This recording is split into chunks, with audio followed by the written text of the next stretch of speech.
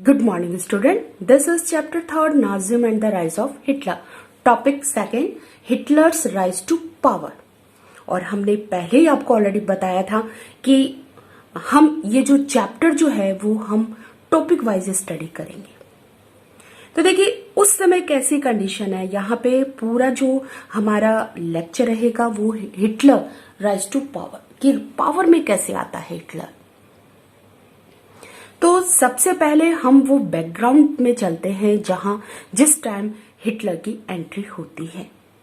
हमने crisis in the economy अच्छे से जाना है कि उस समय जो पूरी तरह से इकोनॉमी एकदम संकट में आ चुकी थी,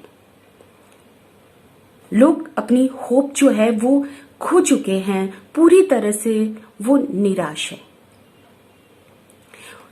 जर्मनी की जो करेंसी है वो अपनी वैल्यू पूरी तरह से खो चुकी है, उसकी वैल्यू एकदम गिर गई है। वहां की पॉलिटिक्स में जो वाइमर रिपब्लिक अभी अभी जिसका बर्थ हुआ था वो उसमें स्टेबिलिटी नहीं है, और सोसाइटी के जो लोग हैं पूरी तरह से निराश है, वो इस डेमोक्रेसी में अपना होप खो चुके हैं। तो ये सारी सिचुएशन क्या है, एक बैकग्राउंड तैयार करती है हिटलर के लिए कि आप कोई भी, बहुत सारे लोग ऐसे हैं जो वहां की पॉलिटिक्स में आना चाहते हैं, लेकिन एक बैकग्राउंड तैयार होता है जिसे लोग जो है उस पर्सन का वेलकम करते हैं, लोग उस पर्सन का इंतजार करते हैं। तो ये पूरी तरह से जो जर्मनी का जो बैकग्राउंड है वो पूरी तरह से हिटलर के लिए तैयार है। अब हम जाने की हु वाज द हिटलर। तो हिटलर का जो जन्म है वो ऑस्ट्रिया में हुआ था 1889 इन ऑस्ट्रिया। अब ऑस्ट्रिया की लोकेशन अगर आप देखते हो तो आपका जो जर्मनी है उसके डाउनवर्ड जो है वो ऑस्ट्रिया है। तो हिटलर का जन्म ऑस्ट्रिया में हुआ है, और अगर हम बोले कि हिटलर जो है बहुत ज्यादा एक रॉयल फैमिली से बिलोंग करता था या फिर हाई फाई बिजनेस पर्सनैलिटी का जो वो बेटा था, ऐसा कुछ नहीं था।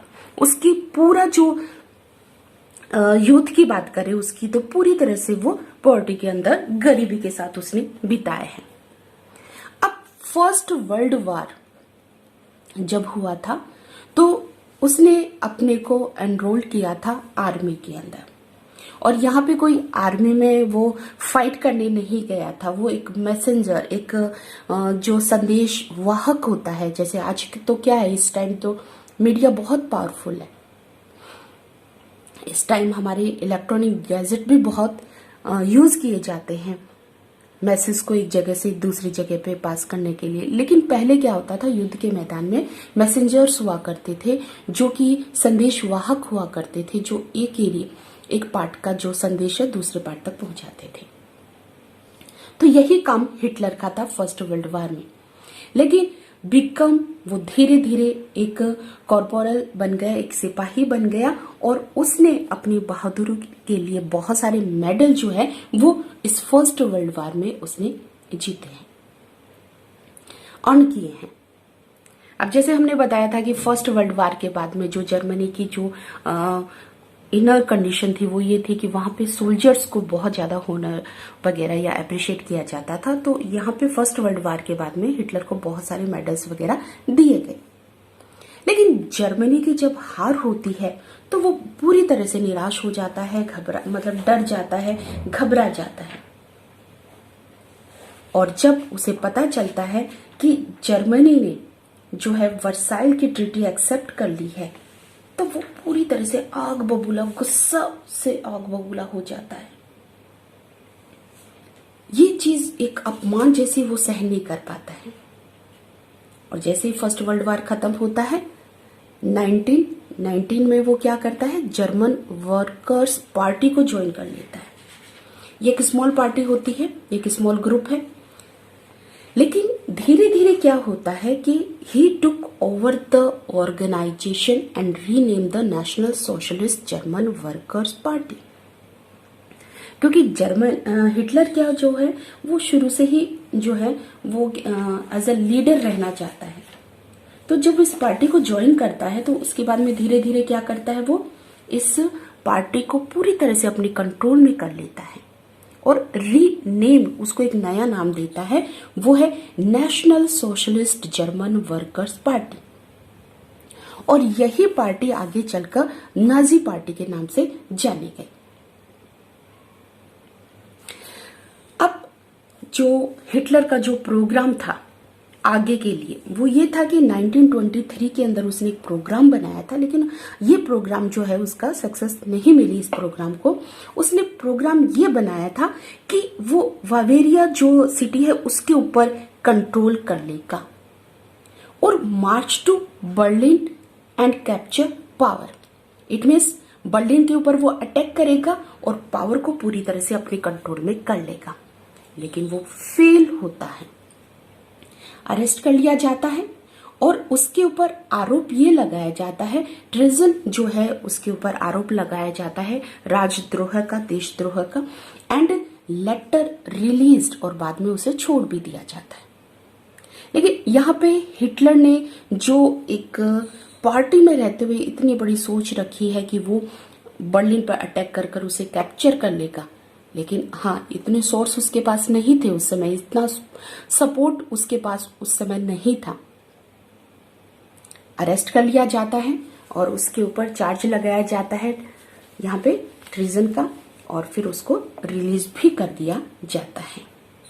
यहाँ पे 1930s तक उससे किसी भी तरह का वहां पे पॉपुलर सपोर्ट बोलिए या लोगों का जो सपोर्ट है, उसकी कॉपरेशन है, उसे नहीं मिला था। अब उसे सपोर्ट कब मिला?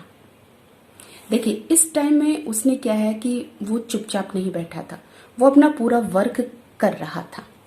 उसने नाजी प्रोपेगेंडा तैयार किया था। प्रोपेगेंडा का मतलब हो गया कि लोगों के बीच अपने को प्रचार प्रसार करना, ठीक है, अपनी बात को कहने के लिए, लोगों तक अपनी बात पहुंचाने के लिए बहुत सारे मीडियम का यूज किया जाता है। तो किस तरह से उसने ये पूरी रणनीति तैयार की है, उसे प्रोपेगेंडा बोला गया है। अब अपने ग्रेट इकोनॉमिक डिप्रेशंस जो है वो हमने स्टडी किया था, जिसमें, और यही वो टाइम पीरियड था जिसमें हिटलर को पूरी तरह से सपोर्ट मिलना शुरू हो गया था। अब इस इकोनॉमिक क्राइसिस में हुआ क्या था, तो पूरी तरह से जो बैंक थे, बिजनेस थे, पूरी तरह से जो है बैंक कोलैप्स हो जाते हैं, पूरी उनका काम बंद हो जाता है, बहुत सारे बिजनेसेस होते हैं वो शट डाउन हो जाते हैं, वर्कर जो है अपनी जॉब को लॉस कर देते हैं, और मिडिल क्लास जो है वो बुरी तरह से निराश है, भुखमरी के साथ वो रह रही है। तो ये वो सिचुएशन है जहां पे हिटलर का जो प्रोपेगेंडा है वर्क कर जाता है। अब ये जो प्रोपेगेंडा है इस टाइम पीरियड के बीच में, ये लोगों के अंदर एक आशा जगाता है कि हम बेटर फ्यूचर हमें मिल सकता है। अब थोड़ा हिटलर के सपोर्ट्स के बारे में जान लेते हैं कि कितना उसे सपोर्ट बनता है। 1928 में जब इलेक्शन किया जाता है तो उसकी पार्टी को सिर्फ 2.6% वोट्स ही मिल पाते हैं, लेकिन 1932 में 37% वोट्स जो है वो इस पार्टी को मिलते हैं। इट मीन्स उसे अब टाइम टू टाइम लोगों का सपोर्ट जो है वो बढ़ता जा रहा है। देखो, सपोर्ट बढ़ने के पीछे रीजन क्या है, उसका प्रोपेगेंडा।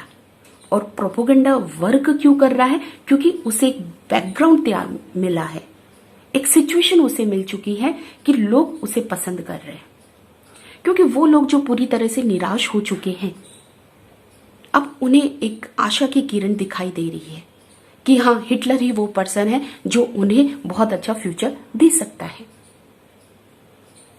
अब क्वेश्चन हमारा यहाँ पे पूछा जाता है कि हिटलर जो है क्यों पॉपुलर हो गया, या नाजी पार्टी क्यों पॉपुलर हो गई, या नाजिज्म जो है वो क्यों पॉपुलर हो गया था। तो सबसे पहले हम बात करते हैं हिटलर की पर्सनैलिटी के बारे में। तो देखिए, नाजिज्म या हिटलर के पॉपुलर होने के पीछे यहाँ पे बहुत सारे रीजंस हमारे पास हैं। तो सबसे पहले हम हिटलर्स पर्सनालिटी की बात करते हैं कि हिटलर का जो व्यक्तित्व था, जो पर्सनालिटी उस पर्सन की थी, वो कैसी थी। क्यों लोग उसके पीछे जो है उसको फॉलो कर रहे हैं या उसको सपोर्ट कर रहे हैं? तो सबसे पहले Hitler was a powerful speaker. मतलब हिटलर जब बोलता था, अपनी स्पीच देता था, तो वहां पे जितने भी लोग उसको सुनते थे वो मतलब मूव भी नहीं करते थे, अपने हाथ पैर को भी वो मूव नहीं करते थे। इतना पावर उस पर्सन के अंदर था। जब वो बोलता था तो लोग उसे सुनते थे। वो उसमें इतना पावर था कि वो लोगों को हिप्नोटाइज कर लेता था। तो ये उसकी पर्सनैलिटी थी। उसके जो वर्ड्स थे वो लोगों को हिला देते थे। उसने प्रॉमिस किया था कि वो एक स्ट्रॉन्ग नेशन उनके लिए बनाएगा। Undo the justice of the Versailles Treaty and restore the dignity of the German peoples। अब क्या था कि वर्साई की ट्रीटी एक बहुत अपमानजनक समझौता था जर्मनी के लिए। तो वो अंडू, वो सारी जो अपमान जो वर्साई की ट्रीटी में जर्मनी के साथ हुआ था, वो सारी उस ट्रीटी को वो खत्म कर देगा और जर्मनी का लोगों का आत्मसम्मान उन्हें लौटाएगा। वो लोग जो जॉब की तलाश करते हैं, those person who looking for work, he promised employment for those. जो किन लोगों के लिए? जो जॉब की तलाश कर रहे हैं, जिनकी जॉब खो चुकी है, वो उन लोगों को जॉब देगा। And is secure for the youth. और हमारे जो यूथ है, नौजवान है, उनके लिए एक ऐसा सिक्योर फ्यूचर वो उन लोगों के लिए देगा। और उसने ये भी प्रॉमिस किया कि विदाउट सारी वो चीजें जो फॉरेन इन्फ्लुएंस, जो बाहर के देशों का प्रभाव उस जर्मनी के ऊपर है, वो सब से आपको छुटकारा दिलाएगा। उसने ये भी कहा कि जो ऑल फॉरेन कॉन्स्पिरेसीज जो हैं, जो चालें, जो साजिशें जो विदेश उनके अगेंस्ट बना रहे हैं, वो सबसे आपको मुक्ति दिलाएगा। तो ये क्या है? ये हिटलर की पर्सनैलिटी है, ये हिटलर के प्रोमिसेस हैं जो उसने अपने लोगों को किए हैं। तो आप बहुत निराश हो और आपको करने के लिए कुछ भी नहीं है और एक पर्सन इन प्रोमिसेस के साथ आपके पास आ रहा है, तो क्या आप उसे सपोर्ट नहीं करोगे? तो सेम यहां जर्मनी की कंडीशन है, तो लोगों ने उसको सपोर्ट किया है। तो यहाँ पे सेपरेट क्वेश्चन जो है वो हिटलर के प्रोमिसेस के रिगार्डिंग भी पूछा जाता है। तो आपके जो हमने अभी प्रोमिसेस जो बताए हैं वो हिटलर के हैं, जो उसने वहां के जर्मनी के लोगों को किया है। ओके, तो promises of Hitler and the personality of the Hitler. तो पर्सनैलिटी में हम बोल सकते हैं कि वो बहुत बड़ा स्पीकर था, बहुत ही ग्रेट पावरफुल स्पीकर था। ओके, अब second, Nazi propaganda was unique और न्यू स्टाइल ऑफ पॉलिटिक्स। तो यहाँ पे हम न्यू स्टाइल की बात करते हैं उसकी, कि उस समय जो वहां पे उसने एक नई तरह की राजनीति वहां पे जो है उसने बनाई है। वो जानता था इन चीजों का रिचुअल्स कैसे यूज किया जाए, लोगों का जो मास मोबिलाइजेशन है, लोगों का जो सपोर्ट है, ज्यादा से ज्यादा लोगों को कैसे अपने साथ जोड़े, कैसे उनका सपोर्ट ले। वो इन चीजों को बहुत अच्छे से जानता था। यहाँ पे उसने लोगों का सपोर्ट, नाजी ने यहाँ पे लोगों का सपोर्ट लेने के लिए क्या है कि बहुत बड़ी बड़ी रैलीज वो ऑर्गेनाइज करता था। यहाँ पे देखिए, वो लोगों को इकट्ठा करता था और उनको स्पीच डिलीवर करता था। लोग उसको सुनने के लिए आते थे। यहाँ पे वो जो बोलता था तो लोग जो है सिर्फ और सिर्फ उसी की तरफ फोकस करते थे। बहुत सारी जो है मीटिंग उसने ऑर्गेनाइज की है लोगों का समर्थन लेने के लिए, demonstrate the support for the Hitler and the sense of unity among the people. Red banner जो है और स्वास्तिक उसके ऊपर देखिए, ये स्वास्तिक का जो साइन है वो ये है हिटलर का। जो रेड बैनर, उसके लाल रंग के झंडे हुआ करते थे जिसके ऊपर स्वास्तिक लगा हुआ था। जब वो वहां से पास होता था लोग उसे सल्यूट किया करते थे। और यहाँ पे जब उसकी स्पीच खत्म हो जाती थी तो एक स्पेशल टाइप की जो क्लैपिंग थी वो उसके लिए की जाती थी। ये पूरा का पूरा एक तरह से शक्ति प्रदर्शन वो अपना करता था। स्पेक्टिकल्स ऑफ द पावर, पूरी अपनी पावर वो लोगों को दिखाता था कि हाँ एक ग्रेट पर्सनैलिटी उनके साथ है। तो ये सारा क्या है? ये उसकी एक तरह से पॉलिटिक्स है, ये एक तरह से उसकी लोगों को अपने पास खींचने की उसने एक रणनीति तैयार की है।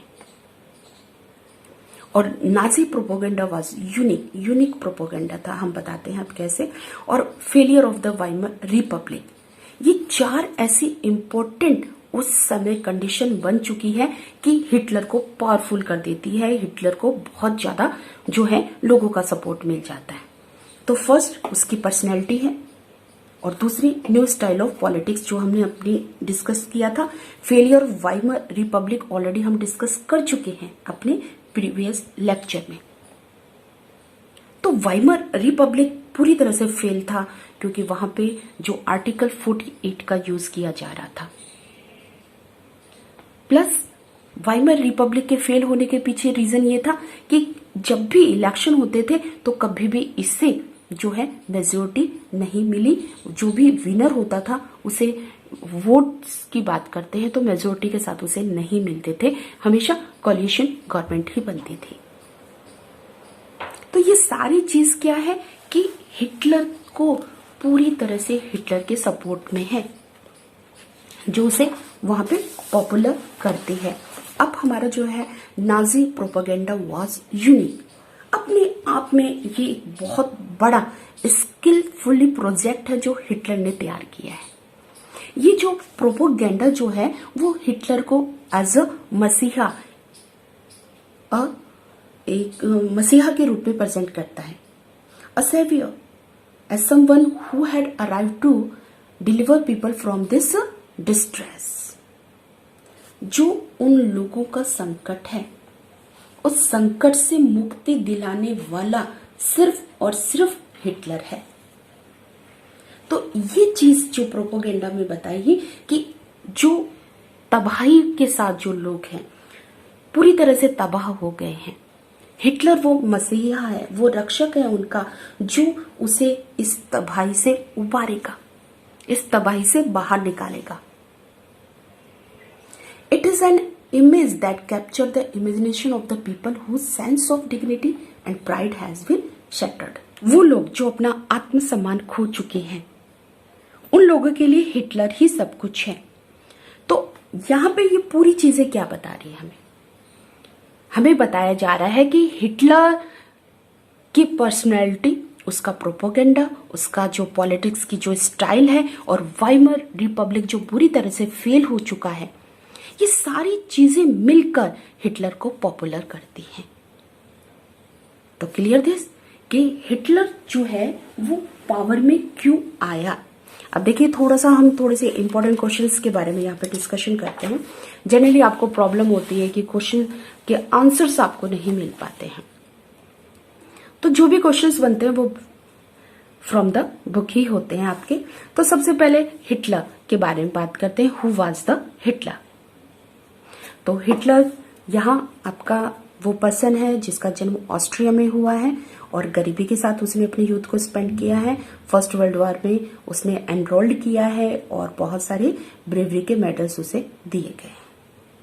ओके, सेकंड आपका क्वेश्चन है how Nazi party form. Nazi party कैसे फॉर्म हुई? तो नाजी पार्टी फॉर्म होने से पहले हम वो उस जगह पे चलते हैं जहां पे हिटलर ने इसको ज्वाइन किया था।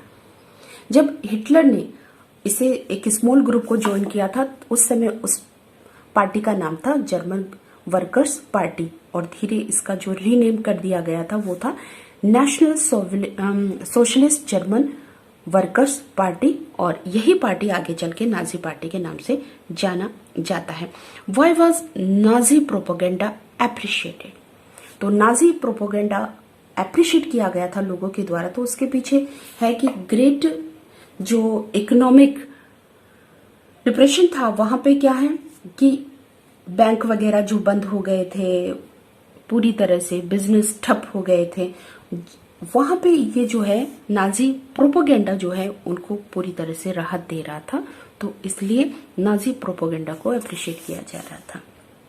बेटर फ्यूचर की होप थी उसके साथ। अब प्रोमिसेस ऑफ हिटलर जो मैंने आपको इस पैरा में बताए हैं, पर्सनैलिटी ऑफ हिटलर जो आपकी यहाँ पे है, न्यू स्टाइल ऑफ पॉलिटिक्स आपके इस पैरा में है, और Nazi propaganda was a unique, तो वो यहाँ पे।